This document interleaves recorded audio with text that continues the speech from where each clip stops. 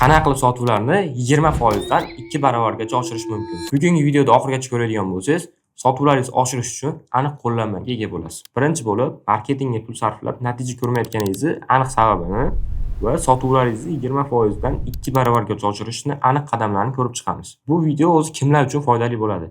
Tadbirkor, marketolog yoki targetologlar uchun foydali bo'ladi. Agar meni birinchi marta ko'rayotgan bo'lsangiz, o'zimni qisqacha tanishtirib o'taman. Ismim Sobirjon, marketingni 3 yillik tajribaga egaman. Shu kungacha 40 dan ortiq loyihalar bilan hamkorlik qilganman va bu loyihalarda umumiy hisobda $800,000 dan ortiq sotuv qilishga yordam berganman. Xo'p, unda birinchisidan boshlaymiz. Nimaga marketingga har oy pul sarflasangiz ham natija ko'rmaysiz? Buni aniq o'zi 5 ta sabab bor. Bularni ketma-ket ko'rib chiqamiz. Birinchisi tadqiqot qilinmagan. Ikkinchisi bo'lsa kuchsiz taklif, uchinchisi sifatsizliklar, to'rtinchisi kuchsiz sotuv bo'limi, beshinchisi bo'lsa targetga ko'r-ko'rona byudjet ajratilishi. Xo'p, endi qanaqa qilib sotuvlarni 20% dan 2 baravargacha oshirish mumkin? Xuddi shu narsalarni teskarisini qilishingiz kerak bo'ladi. Ya'ni kuchli tadqiqot qilish kerak, kuchli taklif yaratish kerak, sifatli lidlar kerak, sotuv bo'limi kuchli bo'lish kerak va targetga aniq dekompozitsiya asosida byudjet ajratilishi kerak. Bundan oldin bitta narsani tushunishingiz kerak. Har qanday biznesda sotuvni oshirishda o'zi 3 ta usuli bor. Birinchisi trafikni oshirish, ikkinchisi konversiyani oshirish, uchinchisi bo'lsa takroriy sotuv. Endi bunga qo'shimcha qilib o'rtacha chekda ham oshirishingiz mumkin. Bu ham sizni sotuvingizni oshirishga yordam beradi. Endi buni qilishdan oldin bo'lsa, siz birinchi o'rinda teshikchalarni yopishingiz kerak. Ya'ni qanaqa? Misol uchun, siz har oy marketingga $1-2 ming yoki undan ko'proq pul sarflaysiz. Lekin hozir ko'rgan jarayonimizni 5 ta qismini qaysidir joyda siz konversiya to'kilayotgan bo'lishi mumkin. Yoki bundan tashqari yana qaysidir joyda, misol uchun sayt konversiyasi bo'lishi mumkin. Xuddi shu joyda konversiyasi to'kilayotgan bo'lishi mumkin, lekin siz buni bilmaysiz. Xuddi shuni hisobiga siz har oy byudjet ajratasiz, lekin natija ko'rmaysiz. Ya'ni bu teshikchalarga suv quyishga o'xshaydi. Teshikchalarning ichidagi suvni siz har oy marketingga sarflayotgan pulingizni deb tasavvur qilsangiz, bu teshiklari bo'lsa, shu siz e'tiborsiz qoldirayotgan har bir jarayonda kichkina detallar to'kilib sizga natijani yo'q qilayotgani. Bundan oldingi 5 ta qadamni har birini ichiga kirib, ketma-ket ko'rib chiqamiz. Kuchli tadqiqot nimaga kerak? Raqobatchilarni, mijozlarni va bozor hajmini o'rganish uchun kerak bo'ladi. Tasavvur qiling, mijozning muammosi bor. Bu muammoga yechish uchun mijoz, ya'ni sizning mijozingiz qidiryapti, nimadir orqali yetishni, lekin u nima orqali yetishni bilmayapti. Endi xuddi shunaqa jarayonda siz mijozning muammosini o'rganganingizdan keyin sizni sotayotgan mahsulotingiz yoki produktingiz aynan shu muammoga yechim berishini bog'lab berishingiz kerak. Ya'ni har qanaqa inson, siz ham men ham nimadir sotib olishdan oldin qaysidir muammomizga yechim sotib olamiz. Mahsulotni yoki produktni sotib olmaymiz. Keyingisi, nima uchun bozor hajmini o'rganishingiz kerak? Tasavvur qiling, siz shunaqangi zo'r mahsulot chiqargansizki, taklifingiz shunaqangi darajada zo'rki, hech kim sizga taklif bermayapti. Lekin bozorda o'rganganingizda bu xuddi shu mahsulotga bozorda umuman talab yo'q. Xuddi shu jarayonda taklifingiz qanchalik darajada kuchli bo'lmasin, sizni mahsulotingizni agar talab yo'q bo'lsa, hech kim sotib olmaydi.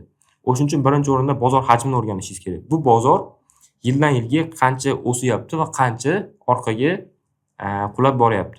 Xuddi shuni o'rganganingizdan keyin o'zingiz bozor ulushingizni ham chiqarib olasiz. Ya'ni shu umumiy bozor hajmidan qanchasiga men egalik qilyapman, raqobatchilarim qanchalik egalik qilyapti.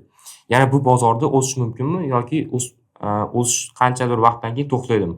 Xuddi shu narsalarni aniqlaganingizdan keyin marketing xarajatlaringizni ham shunga qarab taqsimlaysiz. Kuchli tadqiqot aynan shu narsalarni o'rganish uchun kerak bo'ladi. Kuchli taklif yaratishda biz ishlatadigan elementlarimiz bor. Bularni sizga ketma-ketlikda aytib o'taman. Birinchisi taklifdagi aniqlik. Ikkinchisi bunday taklif berishingizni aniq sababi ba'zida kuchli taklif mijozlarni shubhalantiradi. Shuning uchun aniq bir sabab berish kerak. Keyingisi mijoz uchun qiymatlarni shakllantirish. To'rtinchisi bir nechta to'lov turlari. Beshinchisi bonuslar, odamlarga qo'shimcha qiymat beradi. Oltinchisi kafolat, mijozni bo'ynidagi riskni olib tashlaydi. Yettinchisi bo'lsa, nega aynan hozir? Shoshiltirish. Ya'ni nega aynan hozir sotib olish kerak degan savolga javob beradi. Lidlarning sifatini oshirishda sinalgan usuli bor. Bu ham bo'lsa, auditoriya bilan xabar to'g'ri kelish kerak. Mana sizga misol uchun tushuntirib beraman. Qarang, men taxminan $2,000lik Smart Doska sotyapman. Xuddi shu Smart Doskani endi maktabda ishlaydigan o'qituvchilarga reklama qilib chiqardim oldlardan. Tasavvur qiling, bular lead qoldirishadi. Bog'lanamiz, aloqaga chiqamiz, lekin leadlarning sifati yaxshi bo'lmaydi. Chunki $2000 bo'lib to'lashga bergan taqdirimizda ham 2 yilga olishadi. Birinchidan pul muzlab oladi, ikkinchidan o'qituvchilar xuddi shunday qimmat narxda sotib olish qiyin. Men bu yerda nima qilishim kerak? Birinchi o'rinda auditoriyani to'g'ri tanlashim kerak. Ya'ni mani doskam premium segmentga yechim bo'la oladi. Endi premium segment kimlar? Xususiy maktab, xususiy bog'cha, o'quv markazi egalari va bularni aynan doska sotib olishda qanaqa muammolari bor? Misol uchun, xususiy maktab egalarida bittada 20 ta doska olishadigan bo'lsa, summa katta bo'lib ketadi. Bittada to'lash qiyinlik qilishi mumkin. Endi men bularning og'riqlariga qanaqa yechim beraman? Bizdan doska sotib oling. Buni misol uchun 1 yil mobaynida bo'lib to'lashingiz mumkin bo'ladi. Xuddi shunaqa auditoriya bilan xabarim to'g'ri kelsa, ularning muammosiga yechim bo'lsa, ular lead qoldiradi va lead sifati oshadi. Bu orqali sotib olishlari mumkin bo'ladi. Mana shu narsaga e'tibor berish kerak. Ko'pchilik noto'g'ri segmentga reklama qilib qo'yishadi-da, leadlar sifati yomon deb, keyin o'zlarini yoki targetdagi nastroykadan ayblab yurishadi. Kuchli sotuv bo'limini qanaqa qilib qurish mumkin? O'zi odatda har bir nishani standart raqamlari bor. Misol uchun, xususiy maktabda yoki B2B'da sizdan xuddi shunaqa sotuv bo'limingizni ko'rishingiz kerak. Raqamlarni olib turib, standart raqamlari bilan solishtirish kerak. Agar shunda sizniki bundan kam bo'ladigan bo'lsa, buni ustida ishlab to'g'rilashingiz kerak bo'ladi. Biz odatda qanaqa qilib quramiz? Biz odatda bu bo'yicha alohida mutaxassis jalb qilamiz va mutaxassis bizga kuchli sotuv bo'limini shakllantirishda yordam beradi. Keyin esa birgalikda sotuv bo'limiga biz ham to'liq bas qanchadir qisman yordam beramiz. Marketing taraflama. Reklama uchun oylik byudjet qanday ajratilishi kerak? Xo'p, ekranga diqqatingizni qaratadigan bo'lsangiz, men sizga misol tariqasida ko'rsatib o'taman. Xo'p, buni o'quv markazi misolida ko'rib chiqamiz. Tasavvur qiling, biz oyiga 300 ta sotuv qilish planini qo'ydik. Buning uchun bizning markazimizga 500 ta odam kelishi kerak. Ya'ni 500 ta odam kelsa, shu 500 tadan 60% bizda qoladi. Endi 500 ta odam kelishi uchun bizga 3333 ta sifatli lead kerak bo'ladi. Sifatli lead tushgandan keyin shu 3333 tadan 15% keladi. Endi tushgan leadlarda hammasi hech qachon sifatli bo'lmaydi. Xuddi shu 3333 tani 70% sifatli deb hisoblaydigan bo'lsak, 100% 4761 ta bo'ladi. Ko'rib turibsiz, umumiy hisobda 300 ta sotuv qilishimiz uchun 4761 ta lead kerak bo'ladi. Endi byudjetda ham xuddi shuni nechta lead kerakligi sonidan kelib chiqib o'rtacha narxda olamiz va bu asosida byudjet ajratamiz. Ko'rishingiz mumkin, $2380 byudjet ajratilishi kerak, agarda lead narxi 50 sentdan bo'lsa.